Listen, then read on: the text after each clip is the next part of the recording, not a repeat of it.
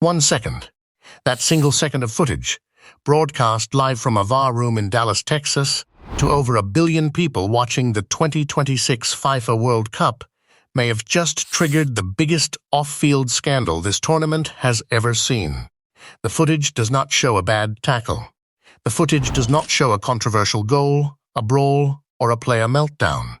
The footage shows a referee standing behind 2 colleagues, looking directly into the camera, and making a gesture that anti-discrimination organizations around the world have classified as a white supremacist symbol.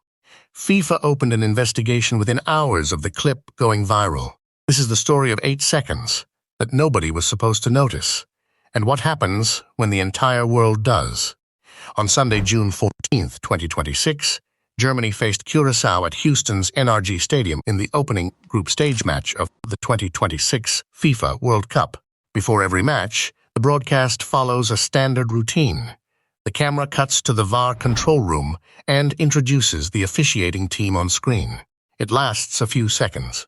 Nobody pays particular attention to it. On June 14th in Houston, that VAR room camera showed 3 officials: Hamza El Fario, the main VAR referee, Nicholas Gallo, his assistant, and standing just behind them, Shaun Evans, an Australian VAR supervisor with over 2 decades of experience in international football.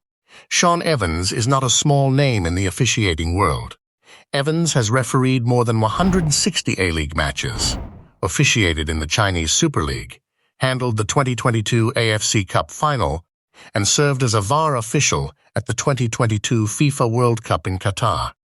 He is one of the most respected match officials across Asian and Pacific football. The camera held on the 3 officials for a few seconds. And in those few seconds, Shaun Evans brought his thumb and index finger together into a circle, while his remaining 3 fingers extended outward, the classic OK sign. That 8-second clip is now the most talked about moment of the 2026 World Cup, and it has nothing to do with football.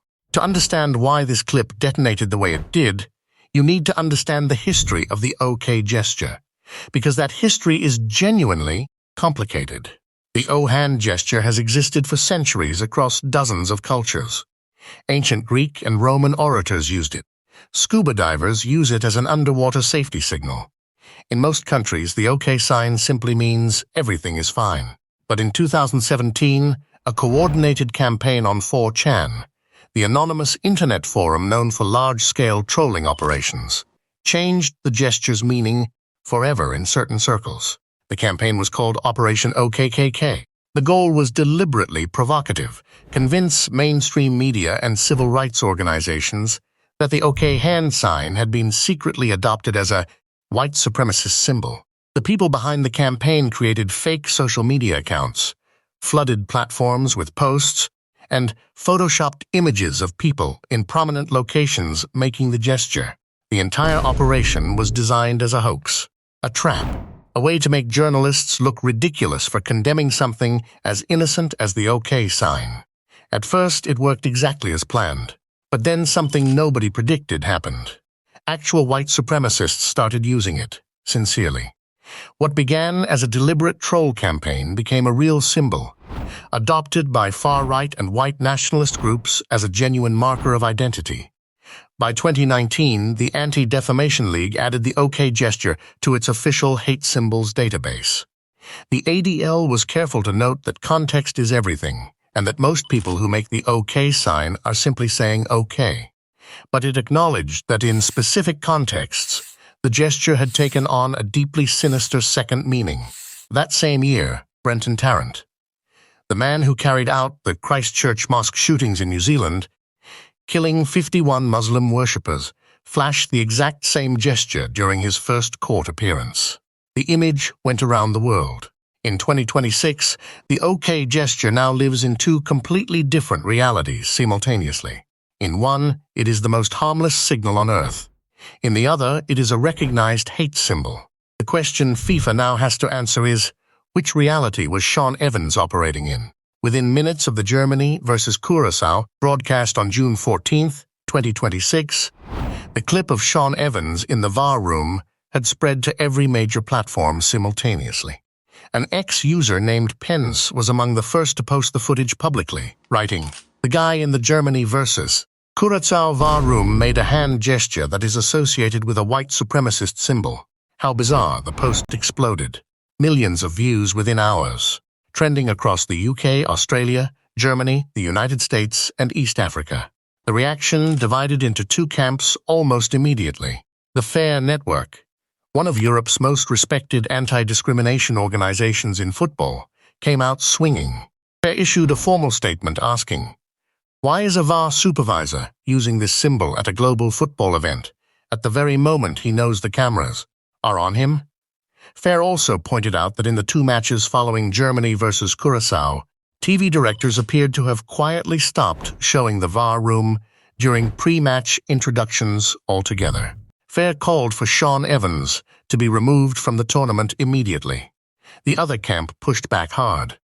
Supporters of Evans pointed out that he is an Asian Football Confederation referee who has spent years working across Australia and Asia, a background that sits awkwardly with the profile of a committed white nationalist. They argued that the OK sign is used billions of times daily, and that assuming deliberate malicious intent from a brief, ambiguous hand position is an unfair leap. Some suggested Evans may have simply been adjusting his earpiece, and that the position of his fingers was coincidental. Both arguments have real weight, but neither camp has a clean answer for the one detail that made this clip impossible to dismiss. Shaun Evans looked directly into the camera first. In the hours after the clip went viral on June 14, 2026, FIFA's public response amounted to 3 words. "We are aware." FIFA confirmed it was aware of the incident, but declined to comment further. According to both The Telegraph and The Athletic, FIFA launched an urgent internal investigation. No suspension of Shaun Evans was announced. No timeline was given. No statement came from Evans or his representatives. FIFA's silence became its own story, because the 2026 FIFA World Cup, just 4 days in, has already produced more off-field controversy than most tournaments generate in a month. A Somali referee, named African Referee of the Year in 2025, was denied entry into the United States despite holding a valid FIFA-issued visa. Iraqi striker Ayman Hussein was detained and interrogated for nearly 7 hours at Chicago's O'Hare International Airport before being allowed to join his team. Iraq's team photographer was denied entry entirely after more than 10 hours of detention. Iran's entire squad was forced to base themselves in Tijuana, Mexico, permitted to enter the United States only on match days, and required to leave again the same night. World Cup final tickets hit $32,970 on the secondary market, triggering formal investigations by the Attorneys General of New York and New Jersey. And now, a VAR referee making a gesture classified as a hate symbol, broadcast to 1 billion people, with FIFA offering nothing but silence. The 2026 FIFA World Cup was supposed to be the greatest celebration of football in the history of the sport. FIFA designed this tournament as the largest ever, the first with 48 teams, the first co-hosted across 3 nations, the first with YouTube as an official partner platform. Gianni Infantino called it the biggest single sport event in human history. Germany beat Curaçao 7-1 on June 14th at NRG Stadium in Houston. It was, by most accounts, an entertaining and fairly routine group stage match. Almost nobody is talking about the match, because the 2026 World Cup conversation has moved somewhere else entirely. To an 8-second clip, to a hand gesture, to a tournament that cannot seem to go 48 hours without a new crisis that has nothing to do with football. FIFA needed the United States for its stadiums, its commercial power, and its revenue. The United States delivered all of that. It also delivered immigration enforcement that does not pause for sporting events. A political climate unlike anything a host nation has brought to a World Cup before, and now an officiating scandal that is forcing FIFA to investigate one of its own referees' life, mid-tournament, with the entire world watching. As of today, June 15th, 2026, Shaun Evans remains on FIFA's active officiating panel. No suspension has been announced. FIFA's investigation is ongoing. Whether this investigation concludes that the gesture was deliberate, accidental, or simply impossible to determine. One thing is already settled. Shaun Evans made a gesture in a VAR room in Dallas, Texas, in front of a camera he knew was broadcasting to 1 billion people. And whether he meant to send a message or not, the world received one. What do you think? Drop it in the comments. Was this deliberate?